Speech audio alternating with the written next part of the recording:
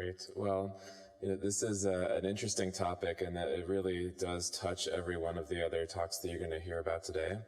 And in some ways, it branches outside of computer science and surgery into social sciences. So this really will be the 30,000-foot view. This, when we talk about ethics and policy and all these things, you can really drill down to individual conversations at your hospital. But the goal today is to just give a general overview of everything that's needed to really do this research in a meaningful way and in a productive way, particularly as we start to collaborate between centers.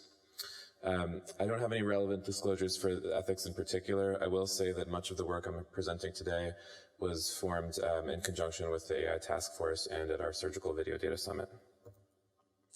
So I wanted to touch a little bit on terminology here because they all get lumped together in the title and they're really not the same thing. Governance really is the strategy by which we're trying to accomplish an end goal. And so in order to do that well and not make mistakes, you really want to set things up before you start a project. And so governance includes policies, regulations, standards, but also defining responsibilities of who is going to be maintaining those standards, who is going to be checking on compliance. So when we talk about governance, that really is the overarching sort of framework by which we do this research. Policy, law, rules, regulations, ultimately, which of those it might be really depends on the individual body that is either making a rule or policing it, but functionally, they're basically doing similar things. Oversight, we get more into management processes, and so there are multiple roles within oversight, which include custodianship and stewardship, and I'm going to show you a little bit later in this talk how every time data is touched and moved, there are responsibilities that need to be carried out, but that would sort of fall into the oversight category. And then ethics is really the guiding moral principles by which we make decisions about our research and about this work.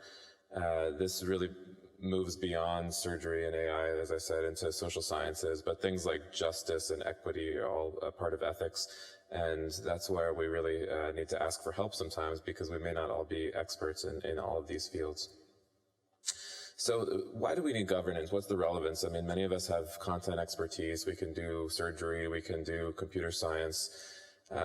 Ultimately, we're all very excited about this work. And AI-assisted surgery has a lot of promise to democratize access, to lower cost, ultimately to improve outcomes. There's incredible value there, and we're excited about it. Surgeons are excited to adopt it in the clinic and in the operating room. Researchers are excited to do the work.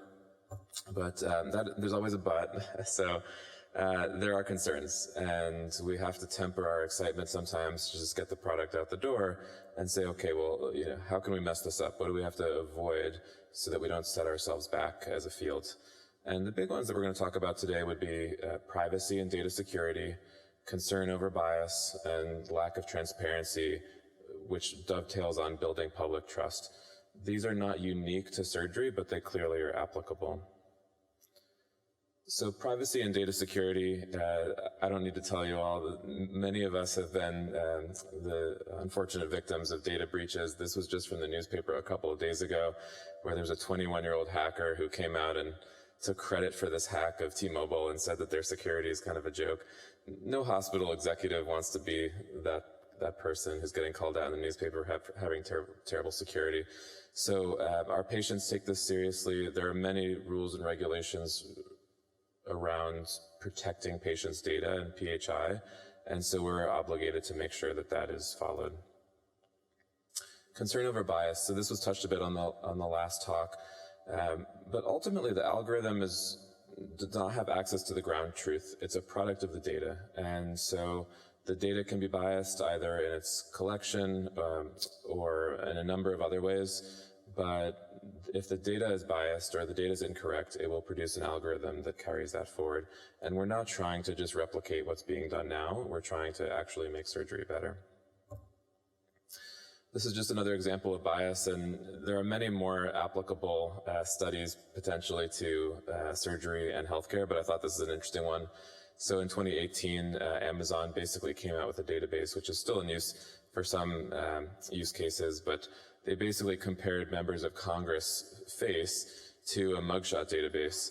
And whatever you think about our members of Congress and whether or not, they may belong in that database, none of them were in the database. And they actually came up with 28 matches. So clearly it's not perfect, and there are consequences when we make medical decisions based on imperfect data. But also it was very clear that they were disproportionately non-white, the folks who were selected from that database. So clearly problematic, and the public is aware of this.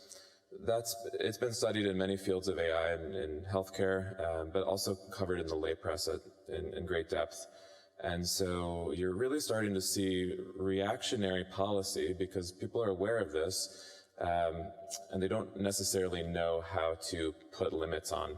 And so in Maine, very recently, there was a law that essentially bans all facial recognition with a few carve-outs for law enforcement. Amazon actually indefinitely stopped use of that facial recognition database, particularly because of this bad press that they got and because it wasn't performing particularly well. But the reactions create this sort of patchwork of policy that ends up being really problematic and confusing.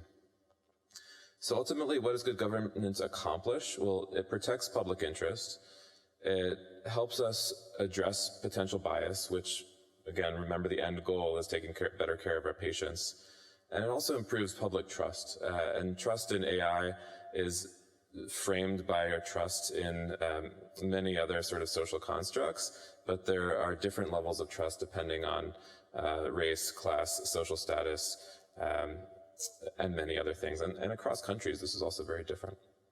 But ultimately, what we want to do is facilitate this research. So by doing this well, we hopefully can put guardrails on research that actually keep us moving forward, rather than just having reactionary policies that are going to set up a lot of roadblocks and make this very difficult to navigate. So, at SAGES, as part of this task force, as part of our work, we were trying to accomplish this, and this is clearly not a simple task, but what we tried to do is create a multi-step process to at least get a little bit closer to something that looks like good governance. And so at first we wanted to define stakeholders. Separate from that, we wanted to define the data lifecycle and essentially think about every possible place that data could go and everyone that it could touch. And also understand that at each step along the way, there are opportunities for policy to make this better and also hamper our work. I'm really not talking at all about ownership or IP and any of the specific policies such as HIPAA or GDPR. That's really kind of outside the scope of this talk, but clearly it all plays in. So we did meet in May of 2021, and just as a plug for the next year's meeting, that will be focused on governance and many of these issues. So what we did is we essentially used a use case as a case study, and we created this fictional multi-center, multinational trial by which we were hoping to collect surgical videos and perform a multinational research effort. And then once an algorithm was developed from that work, actually move it into industry through the licensing process and back to the bedside. And as sort of an exercise, what many of us did on that committee were actually go back to our own home institutions and ask the folks who were responsible for that oversight, well, how do we do this? And even with the same policies, we often got very different answers because some of this is risk aversion, some of it is just open to interpretation, some of it's unclear, but there's a lot of variability. And so getting back to that life cycle that I was talking about, this really goes through all the way from study design to data acquisition, annotation, development of the algorithm, clinical translation. We're trying to get from the clinical need to improving patient care, but you can imagine that at every step here, there are different individuals and different organizations who are responsible for moving this forward in an ethical and a just way and making sure that compliance is taken care of. We also thought during that process about each individual stakeholder because stakeholders have their own unique interests, and ultimately we do this for the patients, but there are other competing interests potentially, and there are complementary interests. And so we went through a process of trying to identify each potential stakeholder across multiple different avenues, including healthcare delivery, civil society, government, private sector, et cetera. And then we identified some key themes, and much of this is taken from work at the Harvard Berkman Klein Center, which has some really great resources and work that they do, not necessarily specific to surgical AI, but it's applicable. And so there are these overarching ethical values and ideas of human rights, accountability, human control of technology. All of those really are in the background, framing the perspective of each of these stakeholders. So just as an example, we actually went through for each stakeholder this whole life cycle and thought about their roles and responsibility, their risks and benefits for participation, some of the challenges that they might face, and then actually defining where in that life cycle that they sit. And that generated a large grid similar to the one that you saw in the last talk. But it is quite instructive because you really start to see where this policy and where the reactions to policy are actually coming from. And in order to do this well, we really do need to sort of back up, as I was mentioning, and actually assign roles to individuals that are going to be responsible for making sure that these things happen. And that's sort of the governance piece of it, which is bringing it up to a higher level and creating a whole ecosystem. So I would say in practical terms, we don't have a cookie cutter solution to doing this type of research, particularly as you move it beyond a single site. But I would say that systematic planning early in the process is critical. You really don't want to start collecting data and then realize that you've sort of made a big mistake in this situation. This is not unique to surgical AI or to video, and there are some unique concerns.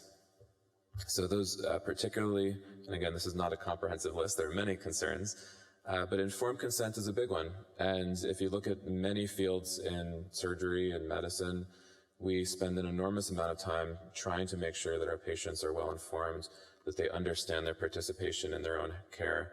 And that's not always how surgical video is collected through explicit informed consent. There's still a question as to some of the work, is this really QI, and just sort of retrospective analysis of existing data is sufficient, or does a patient need to be consented preoperatively explicitly if we know that there is going to be research being done, and there's a lot of gray area in between. There are concerns about consenting patients in specific areas. So, you know, a patient who's in a perioperative room in a gown may be in a vulnerable position, and that may not be the right time to ask them for informed consent. They may have some mixed feelings about that. And then particularly when it comes to these algorithms, can consent be withdrawn later on? Depending on which country you're working in or which environment, there are goals of allowing mechanisms for withdrawal of participation, but it's sort of impractical at a certain point to ask for a patient's data to be removed from a training set once the algorithm's already been deployed. So traceability is important there, but all these things need to be thought about. Critical to this, and again, I'm not going to overlap, this does overlap a lot with the last talk, but the metadata is really important. The data should be equitable. We need to think about where we're collecting data. It's clearly there's a bias of what you're seeing presented to folks who are recording their own videos, working at academic centers, potentially high volume surgeons, but there are a lot of subpopulations where their sort of propensity for actually having a video collected and analyzed is actually much lower. So we need to, at the best case scenario, actually solicit that data, but at a minimum have sufficient metadata that we can try to debias later. Transparency is critical, and ultimately the clinical use of these algorithms can actually impact care in real time and change the course of an operation. And so that does separate this work a little bit from other fields in medicine where, you know, it may be a data point, but you can take time to analyze it and think about whether the data makes sense, whether the algorithm's giving you good information. If you have real-time decision support, like you see an overlay of anatomy, that really actually does have the potential to change the patient's care in real time. And so therefore the ethical issues may be a little bit more pertinent and relevant. I'm going to skip over this because we are running a little bit short on time. But I'm going to talk a little bit about the future work, and most of what I actually presented today, unfortunately, is future work, but I think it's important to keep all these things in mind when you start thinking about doing this type of research. The current landscape is really challenging, and it's inconsistent. Each stakeholder has their own risks and benefits sort of going through the back of their mind, and their own propensity to participate or to protect their own interest. And maybe that means not participating in a study that you think is a good idea. But ultimately, since there are so many players, we want to be as comprehensive and thoughtful as possible. We would like to sort of identify a compendium of all the rules and regulations that actually do apply, but from a functional perspective, that's quite challenging because it's always changing, and it really goes all the way from a multinational governmental level down to maybe your chief of surgery or the hospital administrator that you're working with. When it comes to ethics, we have to accept the fact that we are not all content experts, and we do need to have key opinion leaders, ethicists, legal thought leaders involved in this process as much as possible so we can make sure that we're doing this right.